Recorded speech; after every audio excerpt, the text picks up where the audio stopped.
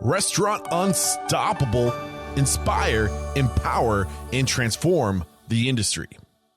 And I'm curious, what needs to change about our industry? What's broken with our industry? What needs to change? What's wrong with our industry? Yeah. So we do not have an education system in our industry that enables us to really understand the most successful approaches to doing really well in this industry.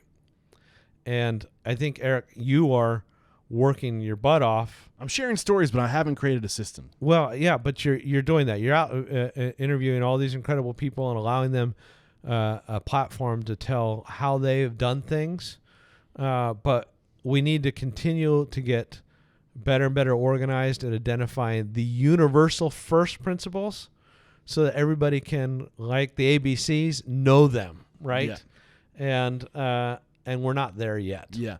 And I think we also need to change the culture of the industry into one that is about everybody else, not you, right? And this idea that if we can change, if we can empower the industry, we can create more opportunity. If we can diversify the industry, we can create more opportunity. If we can, it's all about everybody else. And if we have that mentality, then absolutely, we will be taken care of. Yeah, absolutely. I mean, as I tell restaurateurs that I work with, your job is to find out how you are being of service to the world through your restaurant that is not just about the food and the beverage, right? But what other needs you're fulfilling that relate to the restaurant, okay? And when you found out how you're going to be of service to the world, by solving needs, by breaking truths, that you're helping people to sort of uncover new ideas, you'll get there. So we identify what's broken. What are we going to do to change that? How do we create this system of universal education? Yeah, well, that's a great question. My first step is publish the book and beg people to understand this is not about some words that I made up, but this is about 10 years of research of what our leaders are doing, and I'm begging everybody here to figure out what our leaders are doing. And then the next step, I'm trying to figure that out. I'm trying to figure out, are there many trainings, but there's challenges in our industry because, as you and I have spoken about, people have their heads down, right, and they're in their stuff every day. And we need ways for people to be able to learn and put things to work quickly so that they can retain them. And there are different ways of doing that. But is it as simple as blocking time for your staff and your employee to educate them? Well, that's a great point. So let me talk about one thing that's absolutely related to that. There's something called phase transitions, right? And you're either ice or you're water. You're actually not in that transition between ice and water very long. So what the heck am I talking about? Okay. You can either operate, or you can market, or you can do market research or innovate a product. But you can't actually do all these things at the same time, right? And restaurateurs tend to try to multitask things, right?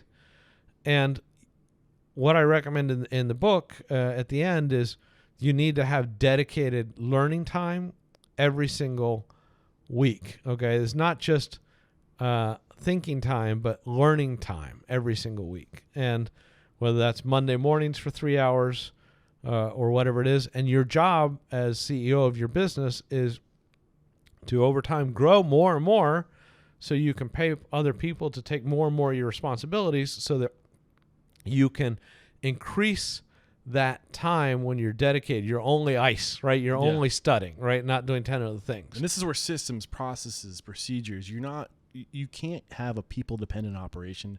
You need to have a system-dependent operation. That's the hope right now, is that technology is improving, and we can replace human assets with automation. And at first you hear that and you go, that's scary.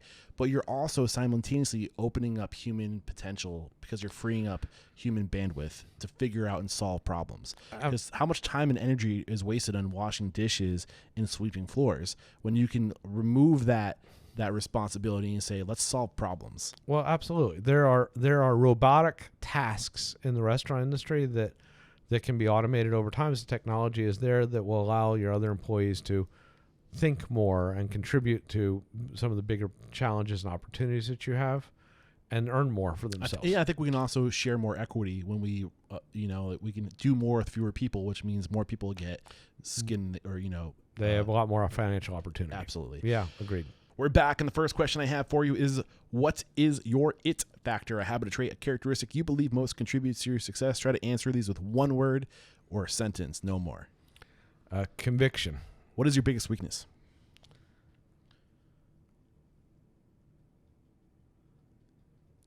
Too creative.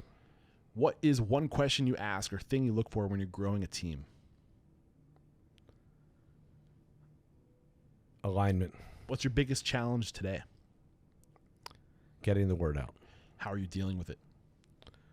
Going on podcasts? Every possible way I can, but number one way is sitting here with Eric. So bless him.